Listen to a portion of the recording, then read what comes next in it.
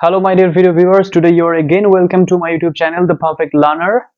So আজকে আমি তোমাদেরকে ইউনিট 3 নিয়ে আলোচনা করব এবং আমি আশা করি তোমরা আগের দুটি ক্লাসের মতো এই ক্লাসটিও খুব ভালোভাবে এনজয় করবে। আমি ভিডিওর শুরুতে বলে রাখি, তোমরা যারা ক্লাসে নতুন জয়েন করেছো তারা কিন্তু অবশ্যই চ্যানেলটিকে সাবস্ক্রাইব করতে ভুলবে না, ওকে? এবং বেল আইকনটির সাথে সাথে প্রেস করে রাখবে যাতে আমার ভিডিও তোমার কাছে সবার আগে গিয়ে পৌঁছায়, ওকে? তো চলো বই নিয়ে বসো সবাই। Let's get started. Father's Help, Unit 3. Okay. As he entered the school gate, an idea occurred to him. যখনই সেই স্কুল গেটে পৌঁছালো তখনই তার মাথায় একটি আইডিয়া আসলো, একটি ধারণা গেড়ে বসলো যে এখানে এই ওয়াকার্ড শব্দের অর্থ কিন্তু কোনো কিছু ঘটা নয়। অ্যাকচুয়ালি তার মাথায় একটা চিন্তা আসলো, সেটা কি, he would deliver the letter to the headmaster at the end of the day. সে তার লেটারটি কি করবে, হেডমাস্টারকে ঠিক ক্লাস শেষ হলেই কিন্তু দেবে, ওকে? এটা কেন বললো এটা কিন্তু আমরা খুব ভালো করে জানবো, তোমরা এখানে কিন্তু ভালো করে খেয়াল করবে, তা না হলে কিন্তু তোমরা বুঝতে পারবে না। দেখো, এবং খুব ইন্টারেস্টিং একটা পয়েন্ট কিন্তু এখানে আছে। দেখো, there was a chance Samuel might do something, there was a chance Samuel might do something during the course of the day to justify the letter. এখান থেকেই কিন্তু তোমাদের কোশ্চেন আসে, তোমরা এখানে খুব সুন্দর করে নিজেদেরকে ক্লারিফাই করে নাও এবং ভিডিওর প্রত্যেকটা পজিশন, প্রত্যেকটা ক্লিপস কিন্তু ভালো করে তোমাদের দেখতে হবে, ওকে? তোমরা পরীক্ষায় যদি খুব ভালো মার্কস পেতে চাও এবং প্রত্যেকটা কোশ্চেনে অ্যাটেন্ড করতে চাও তাহলে কিন্তু তোমাদের এই ভিডিওটি খুবই গুরুত্বপূর্ণ, ওকে? দেখো, there was a chance, একটা সুযোগ ছিল, Samuel might do something, Samuel কিছু তো করতে পারতো during the course of the day, যে পুরো স্কুলের যে আওয়ার থাকে সেই স্কুল আওয়ারে কিন্তু স্যামুয়েল তার সাথে যদি কোনো খারাপ আচরণ করে, এমনিতেই তো স্যামুয়েল তাকে খুব বেশি ভালোবাসতেন, তো আজকে যদি স্যামুয়েল এই স্কুলের কোনো একটি ঘন্টায় যদি তাকে একটি চড় মারে তাহলে কিন্তু ওই পূর্বের কল্পনা যেটা ছিল ইমাজিনেশন, সেই ইমাজিনেশনের সাথে কিন্তু পুরোটা ম্যাচ করতে পারতো।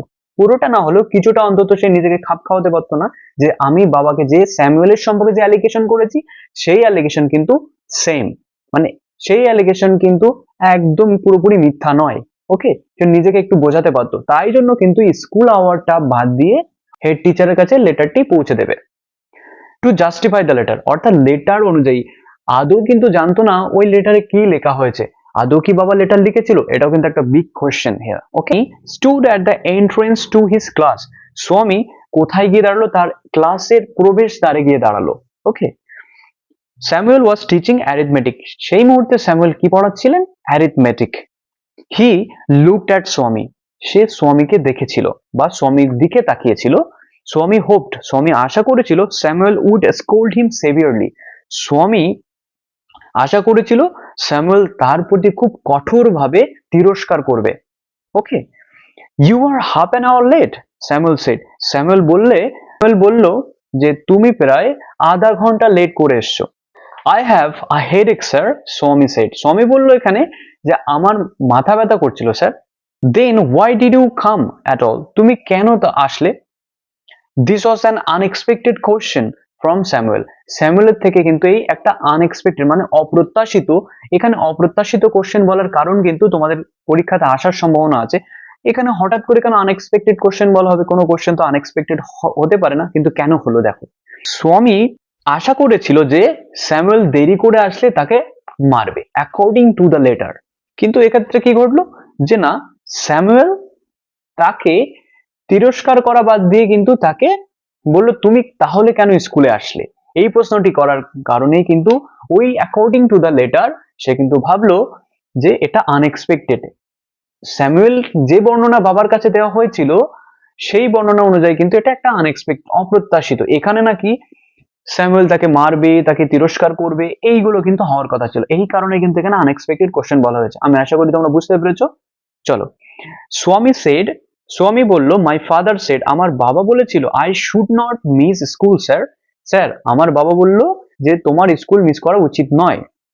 স্যামুয়েল লুকড ইমপ্রেস, স্যামুয়েলকে একদমই ইমপ্রেস দেখাচ্ছিল, ইমপ্রেস শব্দের অর্থ কি, মোহিত হয়ে যাওয়া, ওকে?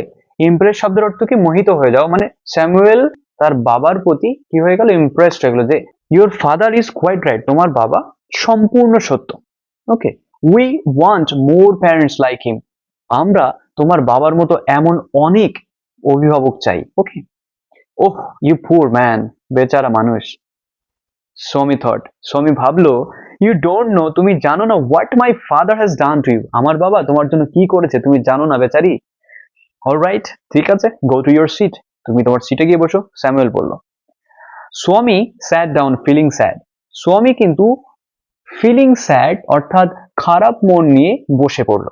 হি had never met anyone as good as Samuel, সে স্যামুয়েলের মতো এত ভালো শিক্ষকের সাথে কিন্তু আগে কখনো মিট করেনি। The teacher was inspecting the home lessons, বাড়িতে দেওয়া কাজগুলোকে কিন্তু চেক করছিলেন। ইন্সপেক্টিং শব্দের অর্থ কি, ঘুরে ঘুরে খাতা দেখা, ঘুরে ঘুরে ইন্সপেক্টিং মানে পরিদর্শন করা। যেমন স্কুলে হয় না, স্কুলে তোমরা যারা স্কুলে যাও তোমাদের শিক্ষকরা দেখবে চারিদিক থেকে বাড়ির কাজগুলো ঘুরে ঘুরে চেক করে হেঁটে হেঁটে, এটাকে ইন্সপেক্টিং বলা হয়। ওকে, তো টু সোয়ামীর থিঙ্কিং, সোয়ামীর যে চিন্তা ভাবনাগুলো, দিস ওয়াজ দ্য টাইম, এটাই ছিল সেই সময়, when Samuel got most angry, যখন স্যামুয়েল খুব বেশি রেগে যেত। বাট কিন্তু today Samuel appeared very gentle, স্যামুয়েলকে খুব জেন্টেল মানে ভদ্র মনে হচ্ছিল। অ্যাপিয়ার্ড শব্দটির তলায় দাগ দিয়ে তোমরা লিখে নিতে পারো, তাকে মনে হচ্ছিল বা তাকে আপাত দৃষ্টিতে দেখা যাচ্ছিল যে খুবই ভদ্র।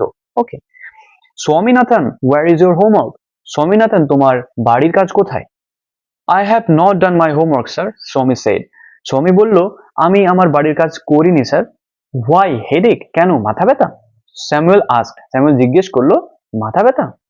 ইয়েস স্যার, হ্যাঁ স্যার মাথা ব্যথা। অলরাইট, সিট ডাউন, ঠিক আছে বসে পড়ো, স্যামুয়েল সেড।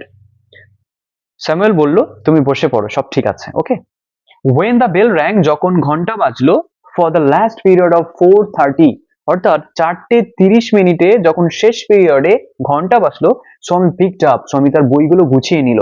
এই পিকড আপ শব্দের আরো অনেক অর্থ হতে পারে, কোনো কিছু তোলা, কাউকে কোনো জায়গা থেকে তুলে নিয়ে আসা, এটা কিন্তু আমরা পিকড আপ শব্দ দিয়ে ব্যবহার করি। তোমরা এই পিকড আপ শব্দটি কিন্তু ফ্রেজাল ভার্ব হিসেবে ব্যবহার হয়। ওকে, তো এই ফ্রেজাল ভার্ব অথবা গ্রুপ ভার্বস ভিডিও ডেসক্রিপশন বক্সে তার লিঙ্ক পেয়ে যাবে। ফ্রেজাল ভার্ব এবং গ্রুপ ভার্বের ভিডিওস কিন্তু তোমরা দেখে নিতে পারো। আমি আশা করবো সেই ভিডিওটি কিন্তু ইংলিশে বলা আছে, এখানে কোনো বাংলাতে বলা নেই। ওকে, তোমরা অবশ্যই সেটা দেখে নিও, তোমাদের সেখানে স্পোকেনের কাজও হয়ে যাবে। ওকে, স্বামী পিকড আপ হিজ বুক, স্বামী তার বইগুলোকে গুছিয়ে নিল বা সংগ্রহ করলো, and run to the headmasters room, অর্থাৎ কোথায় গেল, হেডমাস্টার রুমের দিকে ছুটে গেল। হি ফাউন্ড, সে খুঁজে পেল, দ্য রুম লকড, রুমটি লক করা অবস্থা, লক করা মানে কি তালাবদ্ধ অবস্থায় কিন্তু খুঁজে পেল।